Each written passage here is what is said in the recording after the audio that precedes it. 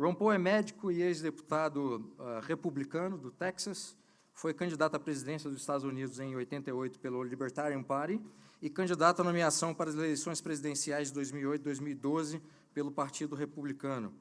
É autor de vários livros, alguns dos quais traduzidos para o português, lançados aqui no Brasil, inclusive pelo Instituto Mises Brasil. São eles os livros Mises, a Escola Austríaca, uma visão pessoal, Definindo a Liberdade e O Fim do FED, Por que Acabar com o Banco Central, que eu traduzi em coautoria com a Mônica Magalhães. O Ron Paul vai proferir essa palestra com o tema, que é o título do seu livro, Definindo a Liberdade. Senhoras e senhores, pediram uma salva de palmas para o nosso convidado, Ron Paul.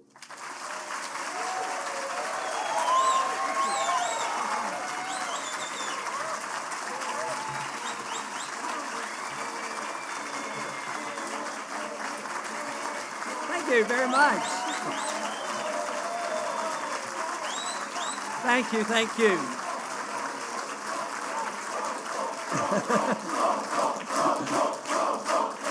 Amazing.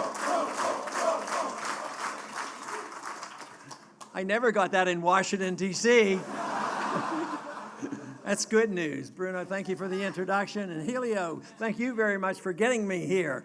And thank you all for being part of the Mises Institute in Brazil. It's wonderful.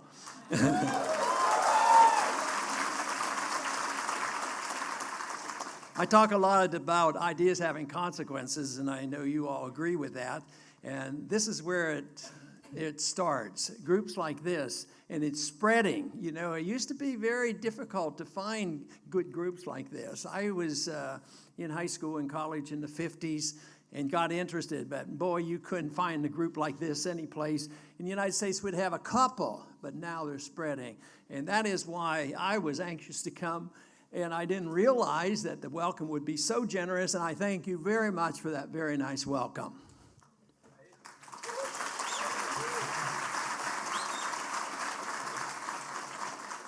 A lot of people ask me how I got started in this, having gone to medical school and been involved in medicine for a long time. But along with medicine, I did get fascinated with Austrian economics. I imagine the first book on economics was The Road to Serfdom, Hayek, which many of you have read already and know about, and books are being sold. And I came across that book, and it really fascinated me. So I went from there into the various Austrian economists to read and study, along with studying of medicine. But it was probably the August 15th date of 1971 that really stirred my excitement about the correctness of the Austrian economists. You know, I'd read about it. They had made the predictions, said the Bretton Woods agreement would not work, and lo and behold, it didn't work. Matter of fact, even Henry Hazlitt, back when they set up the Bretton Woods, predicted that wouldn't work. So that sort of convinced me that my instincts and what I had been reading and studying were absolutely correct. And after that, I decided I would like to speak out on economic policy. But how would I do this? I was busy in a medical practice, and that happened in '71, and it was in 1973 when I got this idea of maybe speaking out more. And so 1973 and 1974 was, as many of you probably know, it wasn't a very good year for Republicans. That was the Watergate year, and Nixon, of course, was one that closed the gold window and got into all kinds of trouble. So nobody wanted to run. The Republican Party was very weak in Texas that time, so nobody wanted to be a candidate. So I put up my hand. Okay, yeah, do it. Nobody else wants to do it. And so when I went and had to, confer with my wife and find out what she thought about it, and I told her about my plans. I said, this is what I'm going to do because I feel strongly about this. And the day after those announcements on August 15th, that was a Sunday night, what happened was the Chamber of Commerce, the National Chamber of Commerce, came out in strong support of it. And I said, what's going on in this world, that they supported this position. So I told her that she wasn't much into this. We had 5 kids, and she was pretty busy taking care of kids and not worrying about these kind of things. So I told her, I said, I'm going to run for Congress, and told her why I wanted to speak out. And she said, that's going to be very dangerous. How can it be dangerous? What's dangerous about running for Congress? She says, you might get elected. But I guaranteed her that couldn't happen. She says, you will, because they want to hear the truth. And she made the prediction. She said she didn't know anything about politics, but she predicted back then that I would eventually, win.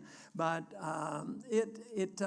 it was something that, in politics, you never know what will come of it. So many people that come to the rallies and all in the States, a lot of people come up, what do I do? I want to be a congressman and different things. I said, the first thing is don't set your goal to be a congressman. That is not to be your goal. Your goal is to understand our problems and understand how liberty will solve those problems.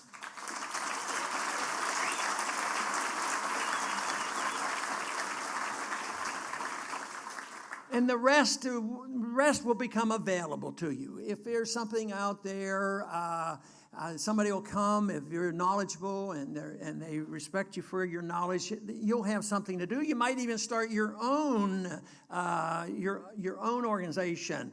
Just like somebody came along and started this organization. You don't know. Some people will run for Congress. Some people will be in the media. Some people will become teachers and writers and all kinds of things. But the most important thing is the issues and the ideas.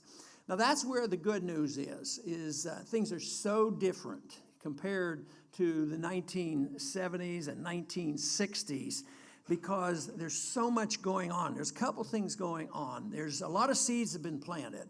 I helped Lou Rockwell in the early 1980s to get the Mises Institute started, and the ideas are being spread. But there's a vehicle now available to us, and that, of course, is the internet. And I think this is fantastic. The libertarians, when the internet first became, available to us, there were some libertarians who predicted, well, this is great. You can read your book. You can get your book right off the internet. And you don't have to go out and buy books and things. Well, that doesn't sound, that might be helpful, but I still like books. So lo and behold, that didn't happen. Yes, the internet spread the messages, but it also announced where you can get information, where you can come to the rallies, and where you can buy a book. It used to be that I would have a staff person say, well, I heard about this book. Will you go to the bookstore, get this book? It would never be there. They'd order the book, and in a couple of weeks, I'd get the book. Today, what do? I click on Amazon, and in about 2 days, the book's on my doorstep. And more books are being sold, not less. And I understand that your group on these last 2 days did a very good job and sold a lot of books. And I think this is fantastic. But the ideas are out there. That not only is the vehicle available to us, but also the evidence is in. The evidence is in quite a few areas. That the systems that we have been put up with for so long, economics and foreign policy, foreign intervention, needless wars, violation of our rights by our governments, it's also clear that it's way over the top. And that, for instance, Keynesian economics is based on deeply flawed ideas, and it's failing, and most people know it, and we're going to get rid of Keynesian economics throughout the world.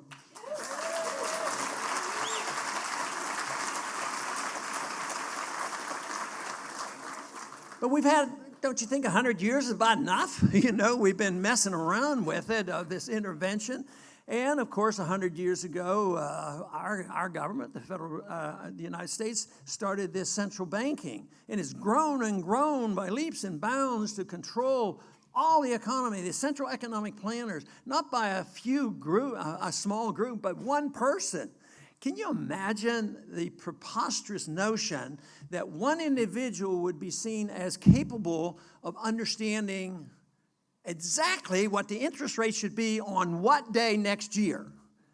It is absolutely bizarre, and it's failing, and it's going to fail, and that is what we're witnessing these last 7 years has shown that the more you print, the worse the economy gets. They don't understand, at least the ones in charge, why debt is bad and why accommodating the politicians who spend money is bad. The Keynesian, of course, taught that. Deficits don't money. Spending is necessary. If you don't have it, borrow it. If nobody will loan it to you, print it. Well, it hasn't been working so well lately, and because of the failure, the blatant failure of this fiat monetary system that we've been living with for so long is a failure, and that means the doors are wide open, and that is why you're so important. Because you have a grasp of what is necessary, the difference, and why this system that we have will not continue, and it has to be replaced. So the ideas of whether it's money or free markets and property rights or whatever it is so important. Now, I want to talk a little bit about statistics because people do, that's one thing that, the commentators are always referring to. One statistic is the 99 and the 1. The 1% have all the wealth, the 99 are against the 1%, and that goes back and forth. And of course, Occupy Wall Street was something that popped up with the American campaign in our presidential races. And they pestered a lot of the other candidates a lot more than they pestered me because my approach was a little bit different.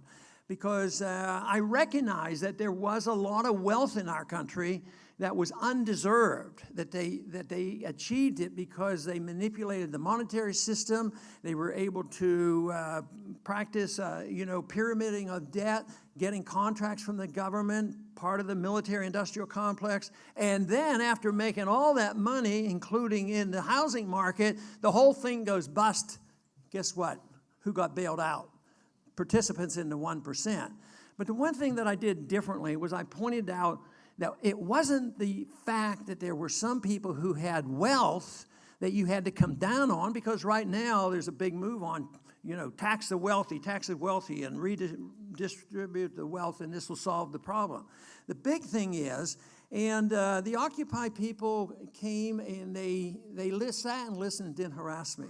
But you should make a difference between how people have their wealth. If they earn it because they provide a great product or a great service for us, nobody should be so envious that we have to take it away from them. But if they got it there by ill means, by being participants and partners with the government and the Federal Reserve, those are the people who don't deserve it, and they don't deserve the bailouts, and they deserve to go bankrupt, not the average guy on the street.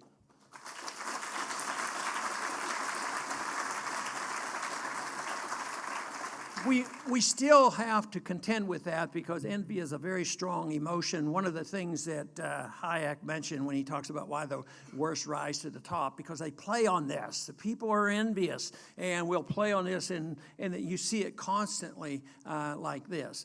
And, of course, the other thing he said was that people rise to the top under that set of circumstances is because they have no moral scruples. And I keep looking around when I'm in Washington. Yeah, I can go along with that argument, too. No moral scruples, and the people, fall in the trap of being envious of others. But there is another statistic, and that is governments have to be endorsed by the people. They have to go along. They might not fully understand it, but they say even in a place that it has communism, the majority of people have gone along believing that it was in their best interest to go along with the system. Eventually, it looks like when the majority figures it's not working too well, even the Soviet system collapsed.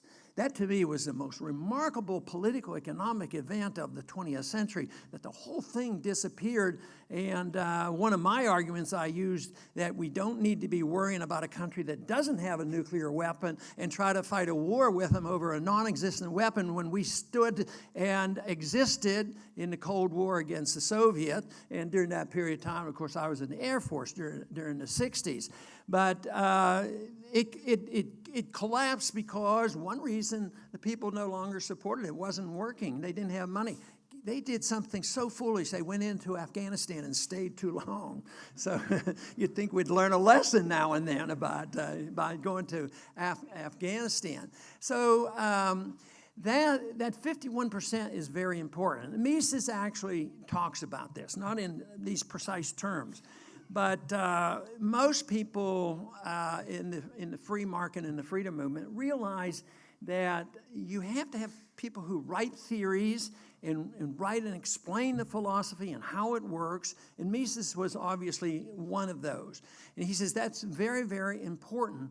But he said that there has to be either those individuals who write the theories or others, like maybe us, to take these issues and these ideas and make them palatable to the majority of the people.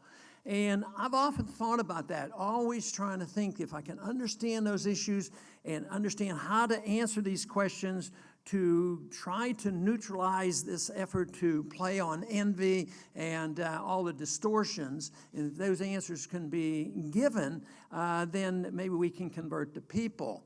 And that means the 51%. But Leonard Reed frequently would say, and Leonard Reed was I was a fan of his, and one place where I did get a lot of literature, and that was the Foundation for Economic Education up on the Irvington on the river in New York. But he would keep repeating this in a similar way. He says, it's not a numbers game. You don't sit here and say, okay, we have a large group here, and now your job is to go out and convert 51% of the people in Sao Paulo. Oh, how am I going to do that? How are we going to make libertarians out of all of them? No, if you do that, it becomes overwhelming.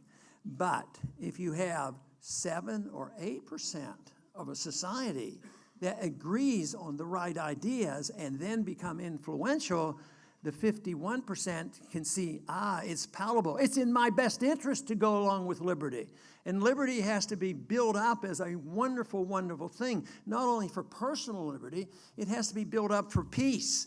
That understanding liberty means that there will be no aggression, no preemptive war, and that there would be a much greater chance of prosperity. And that is a job of the few. So the wonderful thing about coming to an event like this and talking with a group like this is that you're part of that 8%. And if you're not fully there, you will become there. Because a lot of times individuals would come to my rallies and they would get enthusiastic and say, yeah, I agree with all this. And I say, well, guess what? You're not going to be comfortable for the rest of your life. Because you're going to feel compelled that you have to do something about it. And that's why you come to events like this. The average person doesn't come to an event like this off the street. They come here because either they know what the answers are, or you're curious about it and you want to know more about it, or maybe you're trying to figure out, what can I do? And, of course, during the campaign, that would be thrown out to me. What should I do? I agree with you. Tell me what I have to do. And my answer was sort of flippant. I said, do whatever you want.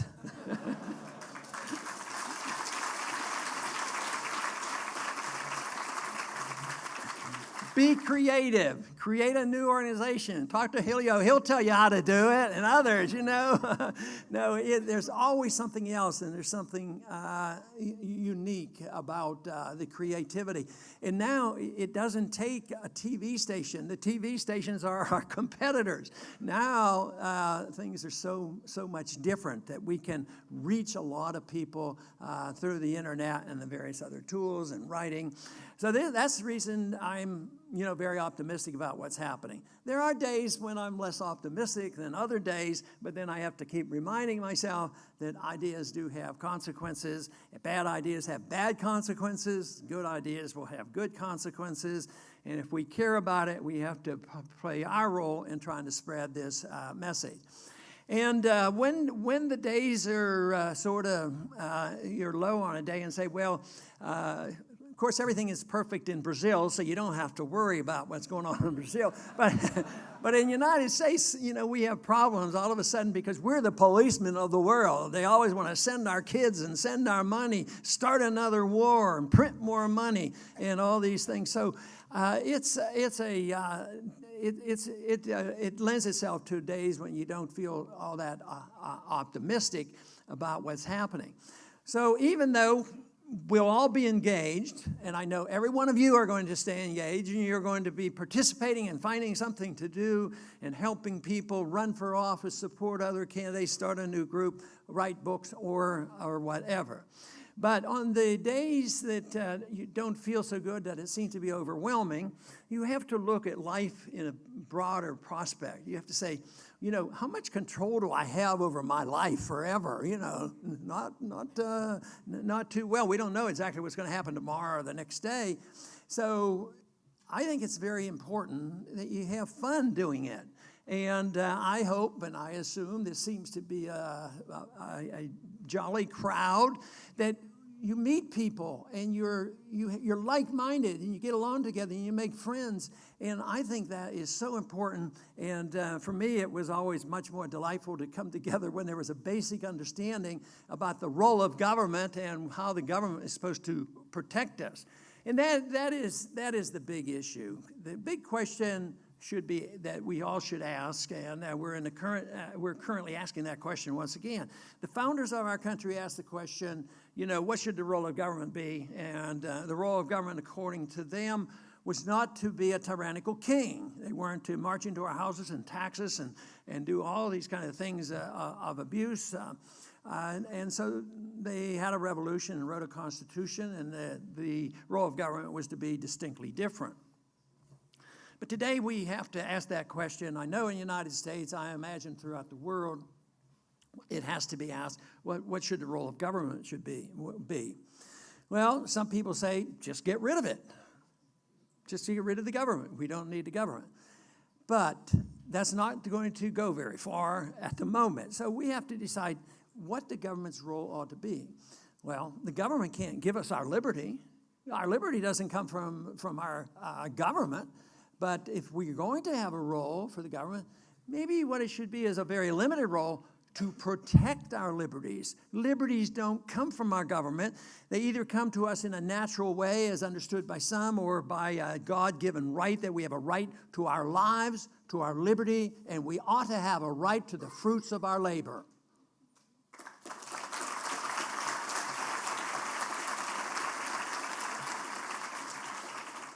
But things have been turned on its head, especially in the States. We have a Fourth Amendment. It's supposed to guarantee our privacy. And today, we have no privacy. We have something called NSA. They've probably been spying on all you, for all we know. So we have it turned on its head. Our government doesn't protect our privacy. They destroy our privacy. We have no privacy. But they protect the secrecy of government. Now, we have a scandal going on in the States right now over the IRS. And the IRS, got out of hand. It was a political tool. It's been a political tool for a long time. That's generally the way governments operate. Punish the people who disagree with you by harassing them by the IRS. And that's been going on, but they got caught. And guess what? They can't find the emails. They just disappeared. Can you imagine? I bet you can imagine. What if a corporation, which now are international corporations, and the United States think they can enforce all laws every place, anytime they want, if the IRS, wants the information and a corporation looks like they're hiding it, they'd probably, the government would bring that information up instantaneously, and they'd probably arrest the guy the next day. But today, we can't find these records, and we don't know what's going on. But secrecy, that is our problem. There's too much secrecy in government, and we've lost our privacy, and the government should, in a true republic, the government should be there to protect our privacy. Government should be there to protect our property, too. If you had property and you have a right to, engage in economic activity, it should be done in the open, just not allowed to commit fraud. Now, there's a strange idea. No fraud, because the government's committing fraud all the time. I think the government creates theft.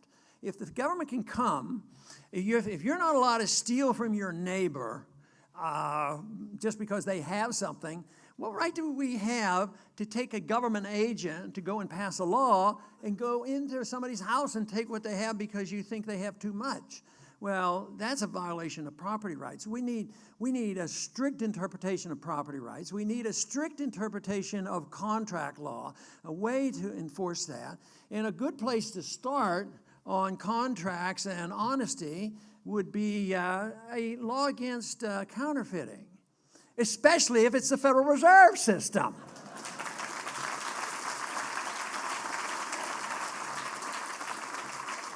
The founders felt rather strongly about this because they had gone through the runaway inflation of the continental dollar.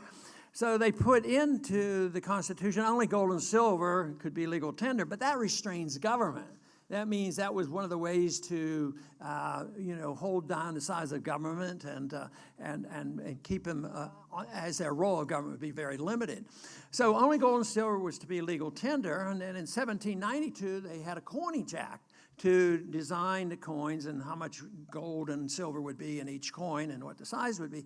So when they did that, in the same clause, they talked about honest weights and measures, and they also talked about counterfeiting and how serious the crime would be if you counterfeited the currency.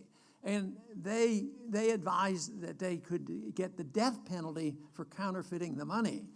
Now, I've thought about that, but I've never made a very strong suggestion that we should reinstate that law and deal with the Federal Reserve in that manner.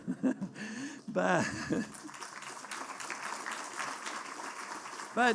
obviously the Federal Reserve, is a very, very powerful organization.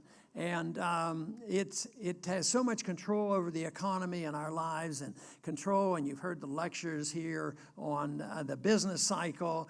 I mean, this is big stuff. And once again, the 20th century has proven them to be wrong. It's not a good system. It's falling apart.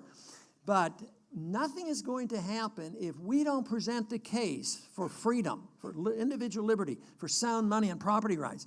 If we aren't successful, groups like this, not only this group growing and having more influence, but many, many more groups growing, the replacement will be with more tyranny. There'll be more tyrants who will come in because somebody will have to pick up the pieces.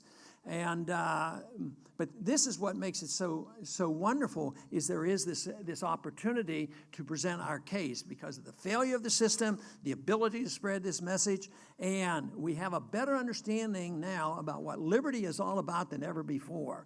I mean, the founders had a good instinct about money. They knew that continental money wasn't very good, and they knew gold and silver was good, but they didn't understand it fully, because even in the 19th century, where we considered we were on a gold standard, it wasn't that great a gold standard. It was on again, off again. They had bimetallism and different things. I think we're way ahead of that now. And matter of fact, it might not be a bad idea to let the marketplace and let people voluntarily decide what they want to use for exchange. And I think that would be a great idea too. But over the years, I had continued to study and write and politic and try to spread these ideas. But I felt fortunate that during these many years that I got to meet many of the individuals that we still read about. There was one day in the early 1970s that I read a notice in our newspaper, it was about that big, that Mises was coming to the University of Houston for a lecture. And there was only one other person in town that I knew might know who Mises was at that time. So another doctor, and he said, "Oh, that's good." He says, I said, "Let's go up." It was about an hour's trip away. So we both got some coverage, and I left our office for the afternoon and drove up. And it must have been one of Mises's last lectures, because he made his lecture tour, and he was in his 90s, and he lectured on socialism. So it was sort of neat to be able to not only read his books, but actually see him and hear him lecture. They gave him, as usual, they didn't give him much of a room. They gave him a very, very little room. Maybe it was like a classroom, and it probably was designed to hold maybe 75 people or so. But the place was jam-packed, all around and outside, and I stood by the door at the outside because I wasn't there on time, but there was still a hunger, and there were people growing to know him as well. Well, there was one time when Hayek was in Washington, D.C. He was there giving a lecture and visiting, and I got to meet him and went to dinner with him afterwards. And he impressed me as just such a dignified individual, something that is sometimes rare in Washington. So that was interesting. But during the very first, I don't know if anybody would be familiar with the gold conferences when gold became illegal back in the 1970s. That first conference, I bumped into Hans Sennholz, and we became close friends, and he would have me to Grove City College. Got to know him rather well. Matter of fact, when he became chairman, I was on that board for a bit on the Foundation for Economic Education, and he's influenced a lot of students over the years. But then the next individual I got to know even better than the rest was Murray Rothbard. How many here have heard of Murray Rothbard?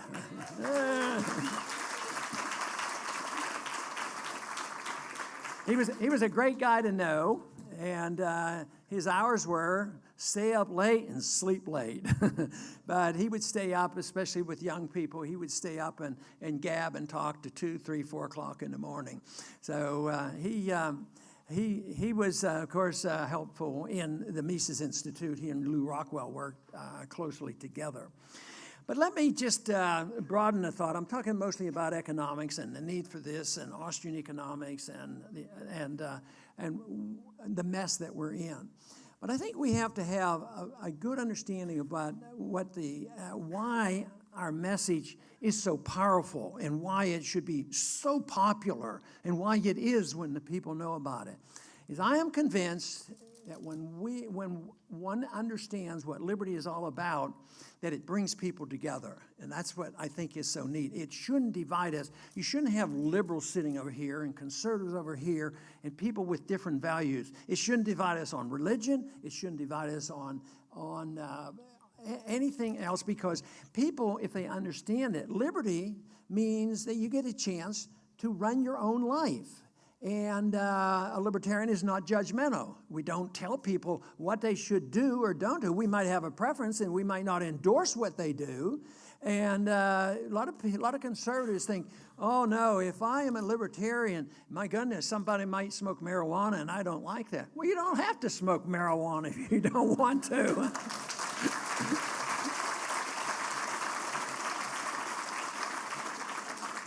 One time when they tried to put me down at the campaign, it was in South Carolina, in the Bible Belt, and the commentator had to do this. He says, you libertarians, some of you will even want to legalize heroin. And, of course, I didn't answer that question. I didn't deny it either. I said, yes.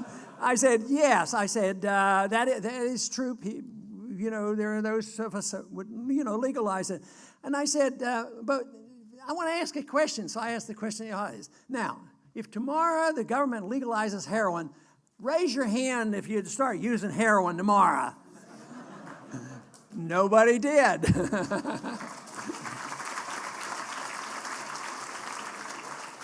But the big issue is you get to make your own decision about your lifestyle, even the lifestyle that you might frown upon and criticize. But you don't have a right, if they're not hurting anybody else, if they're making their own lives vulnerable, that's their business.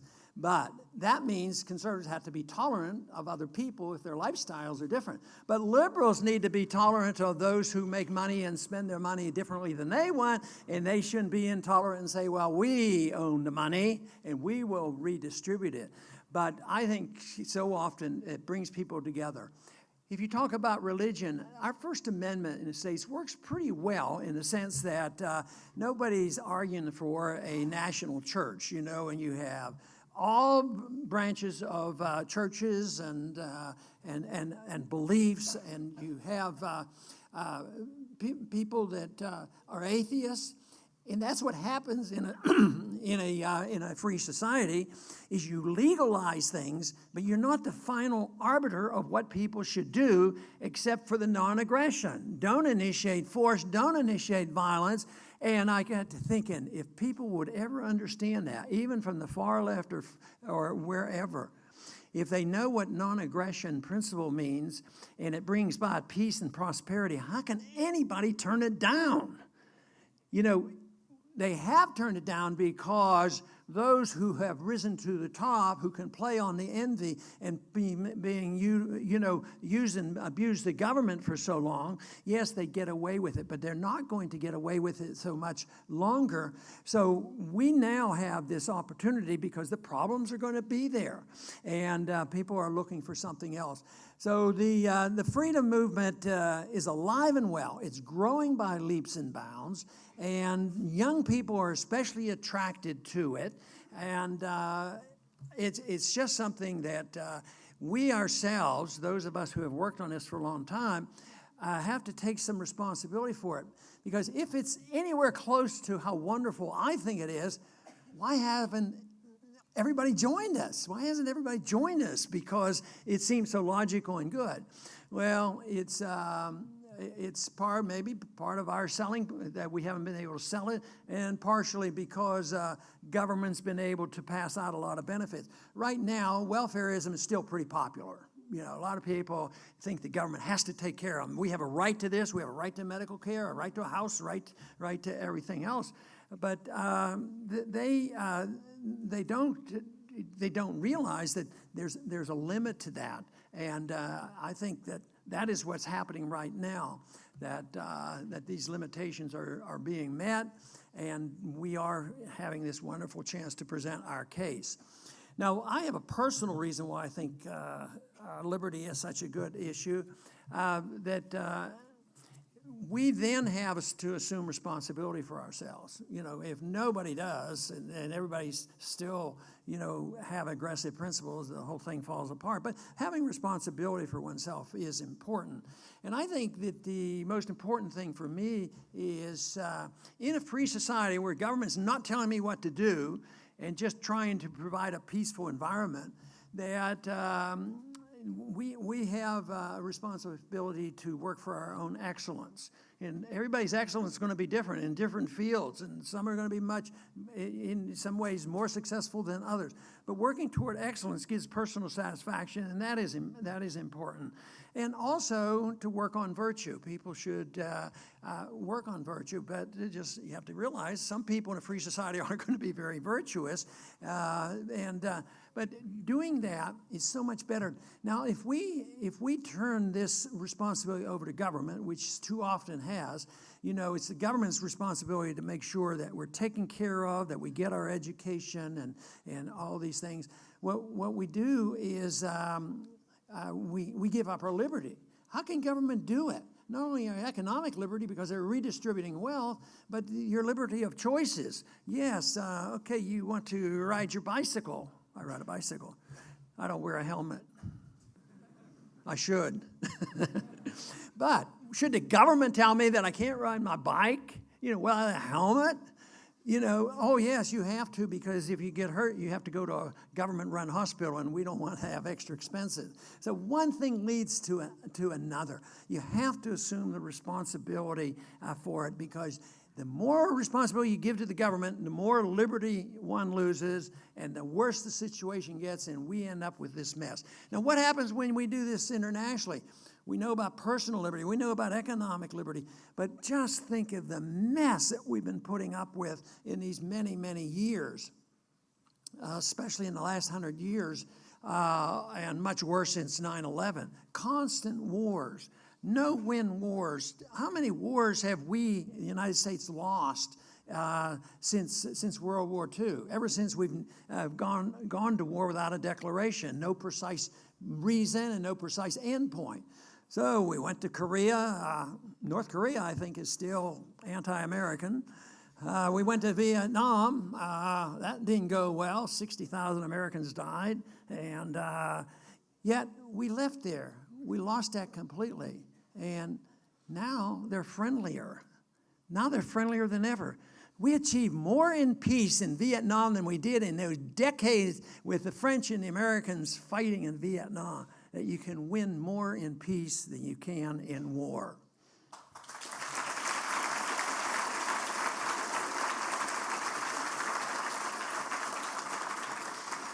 There was a meeting in 1975 with American Colonel Summers along with Colonel Tu.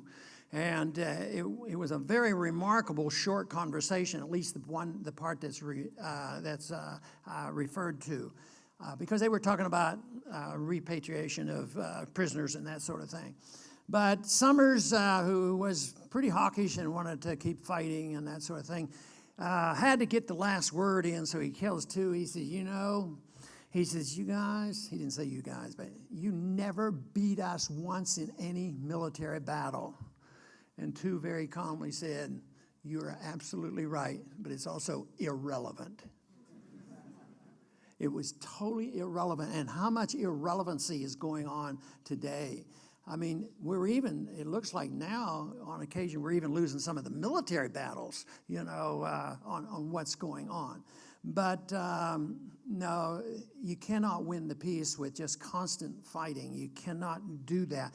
And that is what we're doing. The American government, the American people should not continue to endorse, and this is one thing that I am very, very adamant about. We should not be the policemen of the world. We should not be telling any country what they should do in their internal affairs. And we shouldn't be involved in any of the entangling alliances. And we shouldn't enforce U.S. federal law in other countries and telling other banks what they have to do. In other words, yes, I want to bring all our troops home, but I want to bring all our law enforcement agencies home as well and concentrate on building a system in the United States that would emphasize liberty, where people would say, that is a great country. Why don't we try to emulate what the United States is doing? I'll tell you what, United States cannot force even what they think is the good part on other countries by force. It doesn't work. And they tried that in the French Revolution. That was a total failure. And right now, it's failing for us. So I would say the initiation of force by us as individuals and our own government against us, it should never be used. We should never initiate force against another. Can you think of a better world if everybody would endorse the principle, just that one principle, non-aggression, don't use force against anybody else. Problem solved.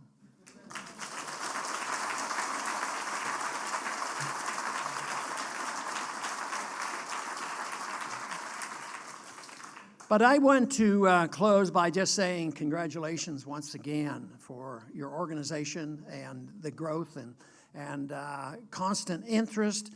And it is now more international than ever before. I mean, it is not going to be, something happening in the United States. We're in it together. The dollar brings us together for good or evil.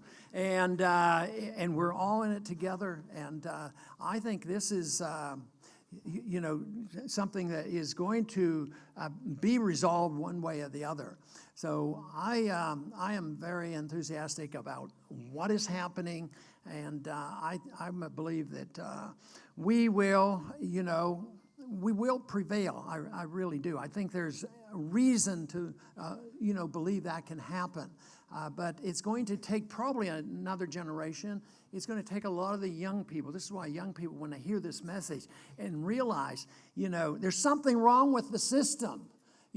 Our students are getting out of college. They owe $80,000, $90,000. They get a degree sometimes, and then they can't get a job, and they can't pay their bills, and it's a mess, and they know there has to be something else. And young people know that the wars aren't worth anything. Mises was so emphatic. These wars, a lot of people argue, we didn't get out of the Depression until we had World War II. That's a bunch of nonsense. I mean, building bombs and, blowing them up doesn't make anybody wealthy except a few profiteers. The other day we agreed, Obama, the Nobel Peace Prize winner, he said, I guess the pressure's too great. I got to go in there and help because ISIS, the band that's up there forming ISIS, they're a dangerous thing. They're going to take over the world. So I guess I better help out. So we're going to send in the Air Force, and we got to stop this ISIS group. Well, ISIS probably originated in Syria, and they've been trying to do what we've been trying to do, is get rid of Assad, and that hasn't gone well. So we send some weapons up there, and guess what? ISIS ends up with the weapons, and then they form this group, and they come into Syria, and they have some modest successes. So we decide we have to go in and stop them. And the number one job that our Air Force had was to go up there and destroy all the American weapons that they had. All that effort, all that spending to overthrow a guy that hates ISIS, you know, he held him in check. What did we do with Saddam Hussein? He didn't like the Al-Qaeda. He didn't even let them in their country. Same way with Iran. Iran wants to participate in this. Let them do it, but we don't need to do it. And if we'd be out of there, it seems like we stir up so much trouble over there. And financially, it's going to end. It ended for the Soviets. It'll end us. The empire will end. Empires generally never end by common sense, unfortunately. You can't, don't expect there's going to be a transition in Congress all of a sudden getting people in and vote correctly. It's not going to happen. It's good to get as many in as we can to state a principle. But this will end badly. It's going to end with a financial crisis, and the empire will end, and we will go home.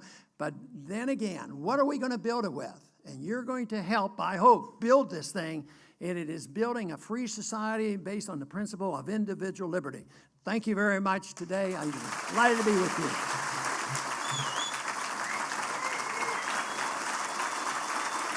Thank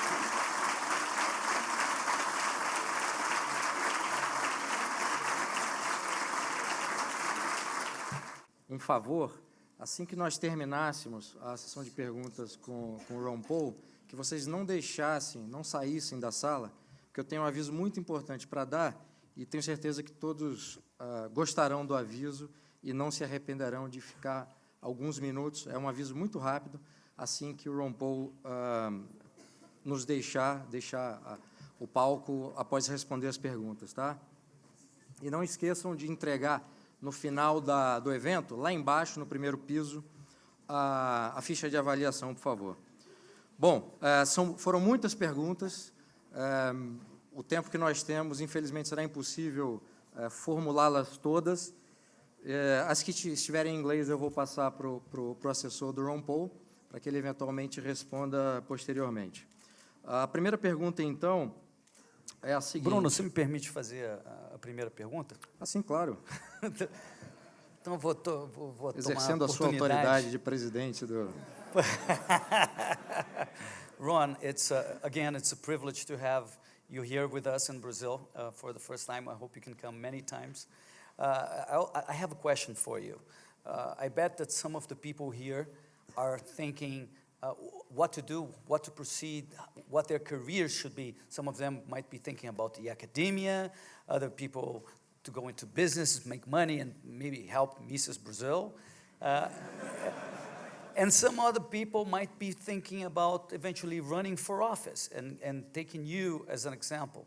And Brazilians are very cynical about office in general and being part of the government, as you can imagine. So what does it take to be successful as you are, successful in our sense, that to be true to your principles all over your career and be there and make a difference? You know, I'm not, do I have to turn a switch on? Are you hearing this? Yes. Oh, okay, good. You know, I'm not even certain. I get to ask that question a lot. I mentioned before what I thought everybody should do, find out what you want to do. But why did I state my set of principles? I don't have a precise answer. The only thing I can tell you is if somebody asked me to not do it, I'd have been a miserable creature. You know, if they say, well, on this case, I want you to do this. You know, in the first week I was there, they would ask me that. I said, oh, no, I campaigned on this. I can't do that. Or I promised to obey the Constitution, so I can't do that.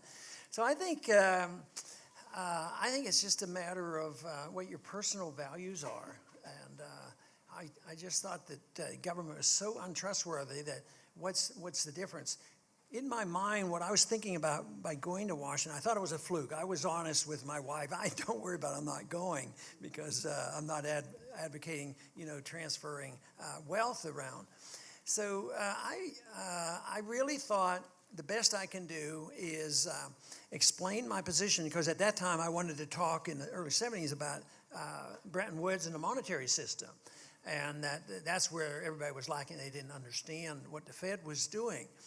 So I thought, well, then when I won, I thought, well, that's interesting. So I wanted to see if I could vote that way and see what would happen, see if I would be reelected. You know, it's sort of a test, because I just didn't have the burning desire to be there. So I think people who won in politics, if that is your only desire, it's not a good one, because that's when you're going to flip-flop around and do it. It doesn't hurt to use it as a vehicle. For me, it was a vehicle to do it, to run. But doing that was, pretty natural for me, to run. And then I thought if I left a record, then to see if I could be reelected, that would be interesting. And then it went on for more years than I thought, because I had been in for 8 years, 4 terms, and then I didn't want the career, so I went back to medicine for 12 years. Then I got reelected, and it was still relatively calm up until 2008. And that's when somebody got me talked into running for that race. So I thought the most I could probably do is try to set a standard, leave a voting record, which somebody someday, maybe 10, 20, 30, 40 years, when they're more open to these ideas, they would look back and say, oh, this is what he was doing. So I was pretty shocked that people gained attention, in 08 and forward. But I think it has a lot to do with the organizations that we're starting, the Mises Institute, and these ideas. I think a lot of people give me credit for spreading these ideas, but I think it has to be mutual, because I was getting responses from the universities, early on, even before I had been campaigning much. So there was some movement on the campuses, anti-Fed movements and anti-war movements. They were going on before that. So it was there, and I think that it was just a matter of timing. But all I know for sure is I'd have been more miserable if I would have had to not vote the way I thought was right.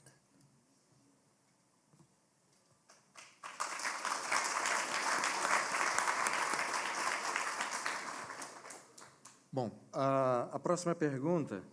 O senhor disse em 2008 que em 2003 ninguém o escutava. Em 2008 já havia pessoas que o escutavam. Agora, em 2014, que o senhor é um superstar, como e qual é o impacto disso na atuação do senhor em defesa das ideias da liberdade e na política dos Estados Unidos? So the question was that you told in 2008 that in 2003 nobody really knew you, and then in 2008 you started getting traction, and then in 2014 you are a pop star. So how does that impact you in your fight for liberty? Well, in some ways we talked a little bit about that, but I think the big change was the crisis was hit. And once again, they would, I think they like to target and pinpoint exactly what's happening, or an individual, rather than just saying, well, the movement did this. But, because I was on financial services, and I was writing about, the bubble, the excessive credit, and the forced loaning, to people who don't qualify for loans. And I said, this is bad news. We're going to have a bubble, and this is going to burst. And then it did. And that seemed to come together. And that was a big event, the financial crisis of 08 and 09. So I think that helped propel the interest. So then there was more attention, especially because I just happened to be in the presidential race at that same time. Muito bem. Próxima pergunta. O senhor algumas vezes falou em revolução libertária, que a revolução libertária estava a caminho, ou estava prestes a acontecer. Considerando que o governo sempre teve problemas, sempre foi ineficiente, qual é a opinião do senhor a respeito dessa revolução libertária hoje? So the question was that you sometimes have mentioned a libertarian revolution that was about to come. And considering that the government is known as being inefficient, how do you see that revolution going in the future? Well, the revolution, the question about the libertarian revolution, it's ongoing. You know, recently there were some major articles, New York Times, about a libertarian moment. And my explanation was that it wasn't a precise moment, because I thought about the transition that I witnessed myself, you know, for the past 30, 40 years. So the transition is there, and there may be a moment of time sometime down the road where there'll be more influence in Washington. But I think it's ongoing. I think it's building. It has its occasional setbacks, but something's happened these last couple weeks that I think emphasizes the strength of the libertarian movement, because around the world, or especially in our country, there's a lot of articles out to prove the libertarians are wrong. You know, the libertarians are wrong, and that means they're on the defensive. And this has come up because we were gaining a whole lot on the anti-intervention, anti-war position, and we had won some votes up there. We put pressure on the president not to stop bombing Syria, but now with ISIS apparent, successes that they're having, a lot of our politicians now have backed off, you know, and they're afraid to say it. But no, it's ongoing, and I think that the big test will be the next financial crisis, which I think there will be one. Exactly how it's going to evolve, I don't think anybody knows, or exactly when it's going to come. But I think it's going to be bigger than the one we had in 2008, 2009. And then we better be on our toes to present our case.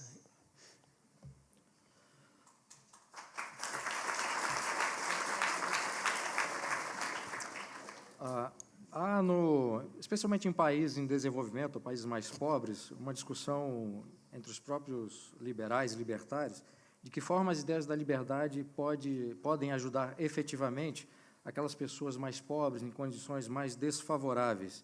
Então, a pergunta é, de que forma essas ideias da liberdade elas podem efetivamente contribuir para que essas pessoas saiam dessa situação de pobreza ou, eventualmente, de miséria?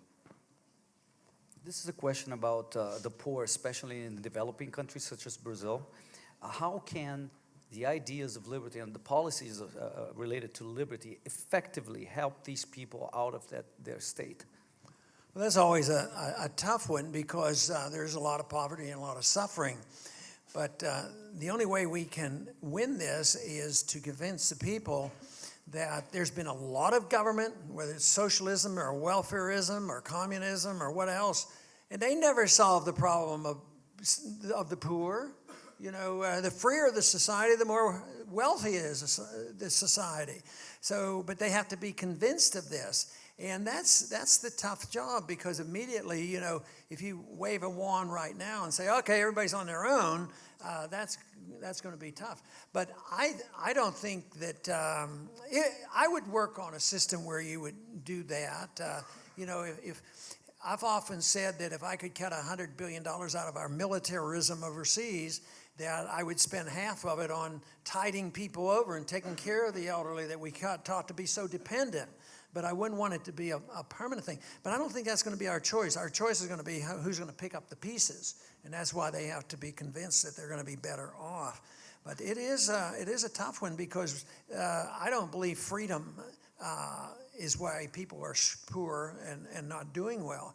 I think the countries that are really poverty-ridden don't have an understanding, and I mentioned in the speech, is property rights, property ownership, contract rights, and sound money. And that's where prosperity comes from. And the assumption that you have a responsibility for oneself. Because people all of a sudden work harder if they know they have to. But boy, I'll tell you what, I think in the United States we have 92 million people now that are unemployed. You know, and there's still a lot of wealth in the States, but the numbers are not looking good. So it's back to the ideas. People have to be convinced that they will be better off, you know, in a free society. But there are some countries that never honored and respected private property. That's where it's really pretty tough. And all we can do is, if we can't go and take over those governments and force them to be good people and obey all those rules, then the other option is for all of us who do have some say in a representative government that we do our best to set the standard. But unfortunately, we don't have many good standards. I guess in my lifetime, the best example of how well a free market did was the comparison between Hong Kong and communist China. I mean, you know, one of my daydreams would be, you know, because we've had such a lousy policy with Cuba, you know, I happen to think that we should trade with Cuba. We should travel to Cuba, and we shouldn't have put sanctions on Cuba for all these years. So I think that my daydream would be that I could have one day to design what Cuba should be like. You know, write the rules on property and money and all that. Turn Cuba into Hong Kong, but then why don't we turn the United States into Hong Kong? And why not change Brazil into a giant Hong Kong and set the standard for the world?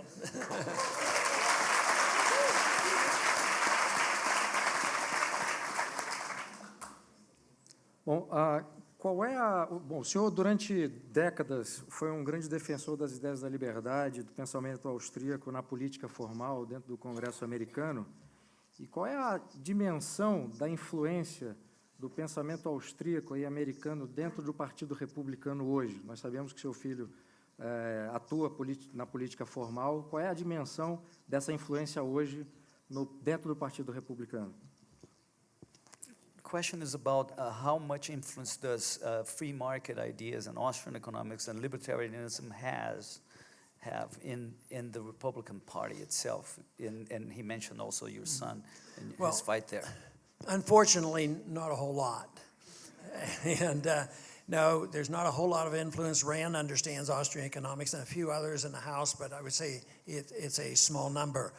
But I'm also convinced that converting the Republican Party to Austrian economics is too narrow of a goal.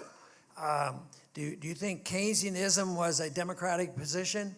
Nixon told us we're all Keynesians now. We all believe in welfareism and fiat money. So if we're going to win, we're going to have to influence, all the parties and all the people, which means that I'm sure there are plenty in here that thinking about are our teachers. I mean, this is what Hans Sennholz was a student. He got his PhD under Mises, and I guess he taught thousands of students, and has a lasting influence. So that's the only thing that we can do is continue to change people's minds about this. It's not political. The politics is a result. The 8% counts, the 51% will be reflected in the Congress when it comes. But unfortunately, I can't say, I tried my best. I had a Liberty Caucus luncheon. I met once a week and would have the libertarians come in. And even some who came every week still didn't quite get it. So, but they've been so locked in to what they were taught in college. So professors, what they teach, it's remembered for a long, long time. And unfortunately, we've exposed Paul Samuelson and Paul Krugman for too long. Now what we need to do is get Murray Rothbard and Mises into the universities.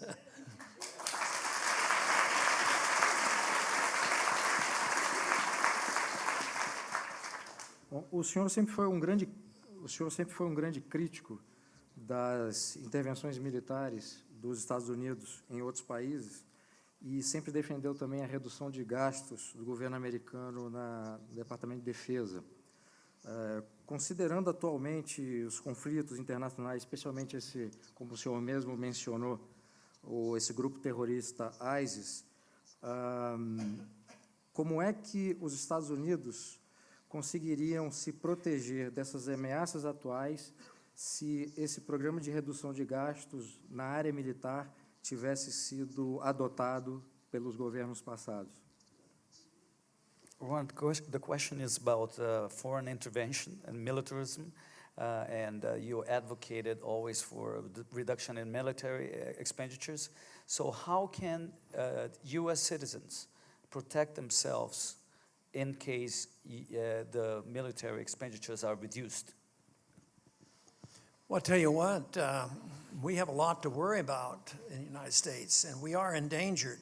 But the greatest danger comes from NSA and the FBI and the CIA starting wars and overthrowing governments and financing the unbelievable profits to the military-industrial complex. So those are where the dangers are. Who's going to invade us? I don't think it's going to come from here. I don't think it's going to, the Russians aren't going to invade us. I don't even think they're going to, and I don't think they really have invaded Ukraine. And that mess was all stirred up by some of our crazy policies. Nobody's going to invade the United States. And you say, yeah, but don't we have this obligation, this moral obligation? Well, if you think so, then you have a right to go. We shouldn't have any laws. We shouldn't have any laws against you going over there and driving trucks through Afghanistan and doing all the wonderful things. But nobody's going to do that. But we don't gain anything. Just think of the mess that we have. And I mentioned before, Korea, Vietnam, Iraq, Afghanistan, Libya we're suffering from, Syria we're suffering from. And now they're looking to go into Ukraine and stir up trouble there. So we're much less safe. This is all an attack on American security by creating more enemies. And most people know I'm a strong believer that there is a phenomenon called blowback. And it's been, a matter of fact, the term was coined by the CIA, that if we do too much overseas and kill people, that there's going to be a lot of resentment. And unfortunately, this is so tragic and it just tears me up that we probably, since we've been involved in Iraq, we probably have killed 1 million Iraqis. That just exposes us to just horrendous hatred, and it will not be solved, by just going over and killing more. Yeah, but ISIS is coming. Well, I happen to think ISIS is a consequence. That doesn't mean that there won't always be radicals. There's always going to be some radicals. But believe me, an imperfect world, when you had a Saddam Hussein and an Assad and a few others, they held that in check. Matter of fact, I think if we were clean out of there, those countries that have the greatest concern would come together and decide what they're going to do with ISIS. I don't think ISIS is a sign that they are so powerful as that our policies have been such a failure. Just think, we started in 1990 against Iraq. And then Madeleine Albright admitted that it was probably true that 500,000 children died because of our bombing and our sanctions against Iraq. So, and then we've been over there and spent another $1 trillion. Nearly 1,000 Americans have died, and we're still doing that. And there's total chaos. It's worse. So I think we're poor. Bin Laden had 3 goals. He wanted to he wanted us to drag us into a land war over there. Where are we right now? He wanted to bankrupt our country. And believe me, our finances aren't all that hot up there. I mean, maybe it won't be too long. We'll be called the third world country. And then the other thing he wanted to do was cause dissension among the American people over this. And I don't want to think that a debate is dissension. And I think he might have been thinking at that time, the dissension that occurred in our 1960s when the American people got sick and tired of Vietnam. But the bankruptcy and dragging us over to that war, I think is, exactly they're winning and we're suffering because we're less secure than ever.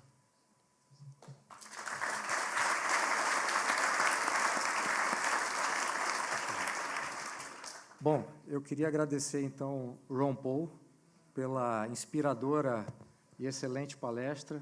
Em nome de todos aqui, gostaríamos de agradecer a sua presença, a sua gentileza e a sua luta de décadas pela Liberdade, que influenciou muitos de nós e influencia o Instituto Miss Brasil. Muito obrigado.